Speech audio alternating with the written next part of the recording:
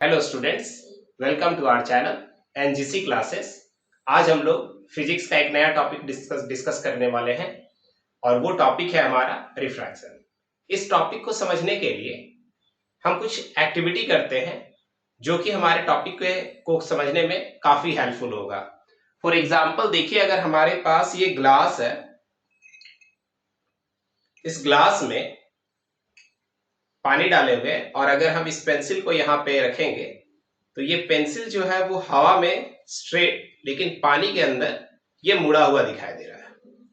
तो ये किस रीजन से हो रहा है, फिजिक्स का कौन सा फिनोमेना है जो इसे मुड़ता हुआ दिखाई दे रहा है, दिखाई देने में हेल्प कर रहा है। आज इसी फिनोमेना के बारे में डिस्कस करेंगे। इसके अलावा अगर हम एक दूसरा एक्टिविटी देखते हैं, फॉर एग्जाम्पल यहाँ पे हम एक एरो बनाते हैं और इस एरो के सामने अगर हम ग्लास से, पानी से भरे हुए ग्लास को रखेंगे तो ये जो एरो है वो उल्टा दिखाई देगा।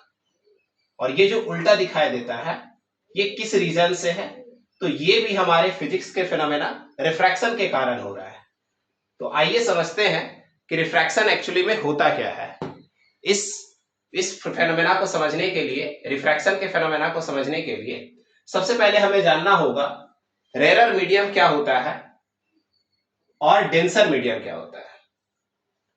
तो देखिए, कोई भी मीडियम अगर हम लोग ले लेते हैं, for example water, air, glass, ये सारा का सारा हमारा एक डिफरेंट मीडिया है।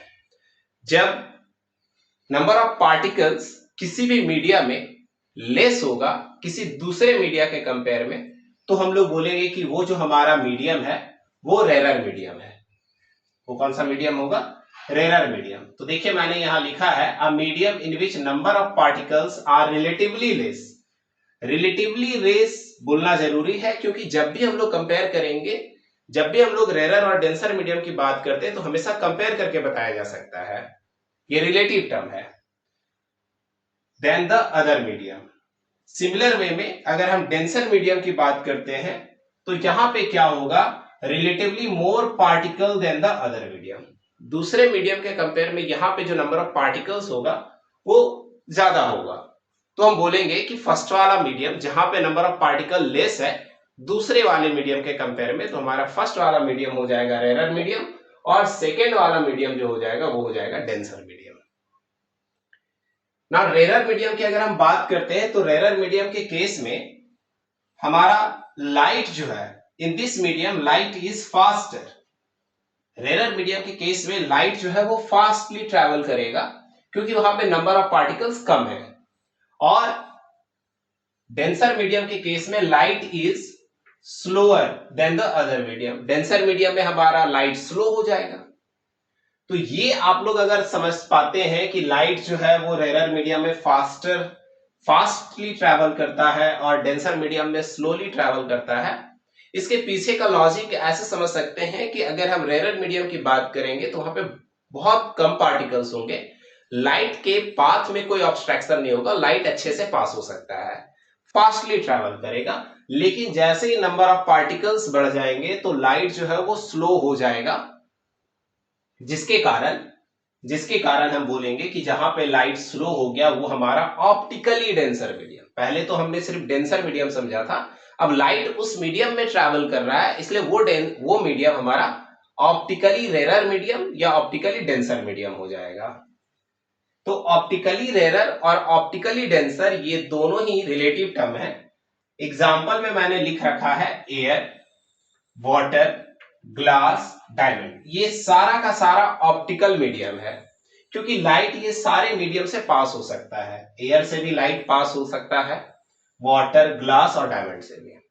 लेकिन अगर हम ऑप्टिकली रेरर और डेंसर की बात करें तो स्पीड से पता चल पाएगा कि कौन सा हमारा ऑप्टिकली रेरर मीडियम है और कौन ऑप्टिकली डेंसर मीडियम है। स्पीड ऑफ लाइट अगर हम डिफरेंट मीडियम में बात करते हैं तो देखिए, डायमंड, यहां पे हमारे लाइट का speed 1.25 into 10 to the power 8 metre per second है, ग्लास के केस में 2 into 10 to the power 8 metre per second है, वाटर के केस में 2.25 into 10 to the power 8 metre per second है।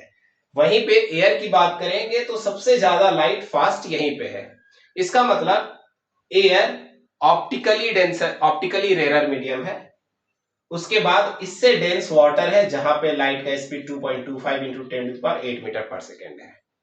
तो क्या हो रहा है कि जब हम एयर से डायमंड की तरफ मूव करते हैं तो ऑप्टिकली डेंसर मीडियम में मूव कर रहे हैं, मतलब लाइट का स्पीड धीरे धीरे डिक्रीज होगा, और डायमंड से एयर की तरफ जाएंगे तो लाइट का स्पीड जो है वो धीरे धीरे इंक्रीज हो रहा है, मतलब डेंसर से हम लोग रेयर मीडियम की तरफ जा रहे हैं। तो इस यहां तक आप लोगों को यह समझ में आया होगा कि ऑप्टिकली रेयर मीडियम क्या है और ऑप्टिकली डेंसर मीडियम क्या है।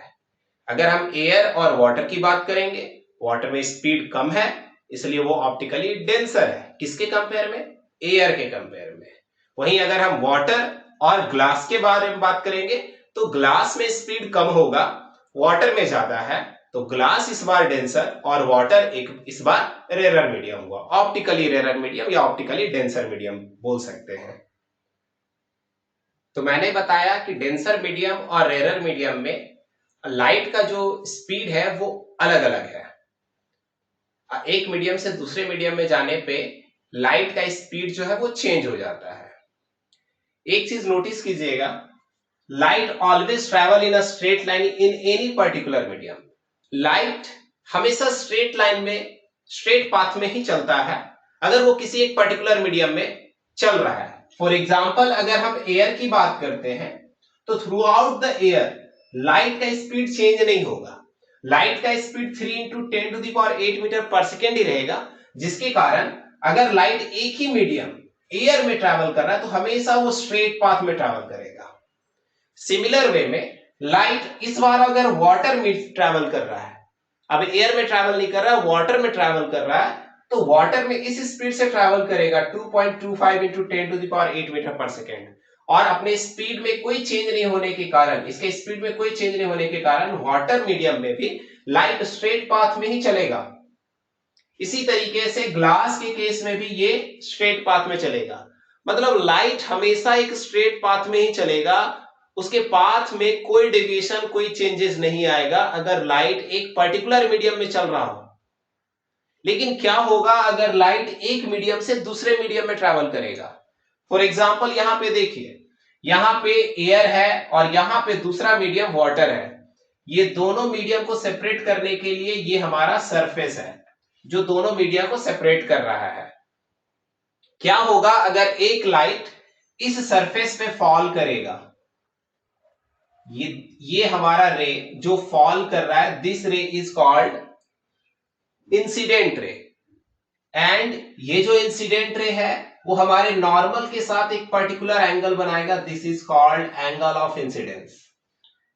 अब लाइट एयर में पहले ट्रैवल कर रहा था, तो लाइट जब एयर में ट्रैवल करेगा वहां पे ये 3 इंटू 10⁸ मीटर पर सेकेंड के स्पीड से ट्रैवल कर रहा था, बट अब ये वाटर में जैसे ही पास होगा तो ये जाना तो चाहिए था स्ट्रेट, अगर वाटर नहीं होता, थ्रू आउट पूरा ही यहां पे एयर होता तो ये स्ट्रेट पाथ में जाता, बट वाटर के प्रेजेंस के कारण ये अपने पाथ से डेविएट हो जाएगा।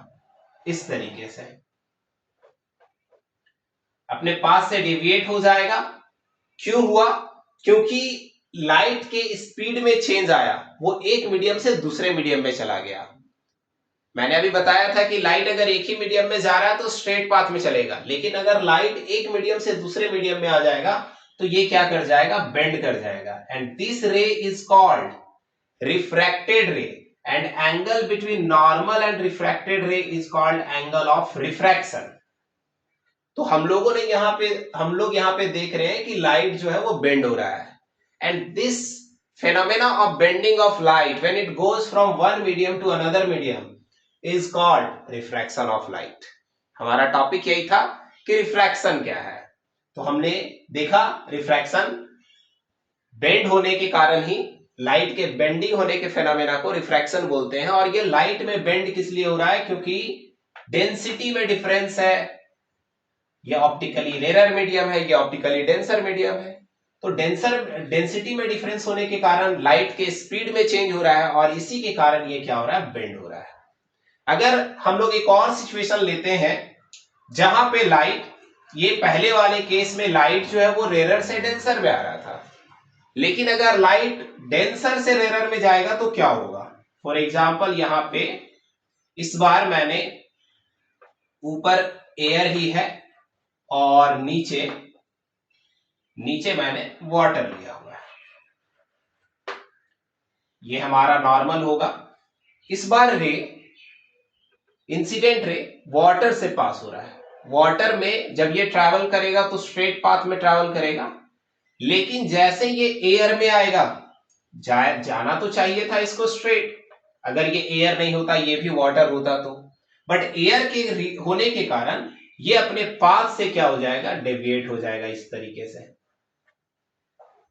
और यहां पे भी क्या हो रहा है, बेंडिंग ऑफ लाइट हो रहा है। ये हमारा एंगल ऑफ रिफ्रैक्शन आर हो जाएगा और ये हमारा एंगल ऑफ इंसिडेंस आई हो जाएगा।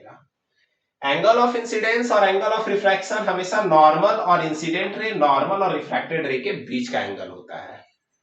तो इस केस में भी लाइट बेंड हो रहा है। पहले वाले सिचुएशन में जो हमारा रे था वो टुवर्ड्स दी नॉर्मल था और यहां पे अवे फ्रॉम दी नॉर्मल है। तो जब भी लाइट रेयर से डेंसर में जाएगा हमेशा टुवर्ड्स दी नॉर्मल, और जब लाइट डेंसर से रेयर मीडियम में जाएगा तो ये अवे फ्रॉम द नॉर्मल होगा। तो ये हमारा फेनोमेना है रिफ्रैक्शन का। और मैंने रिफ्रैक्शन के बारे में बताया, the phenomena of bending of light when it goes from one medium to another medium is called refraction of light. आज के वीडियो में बस इतना ही।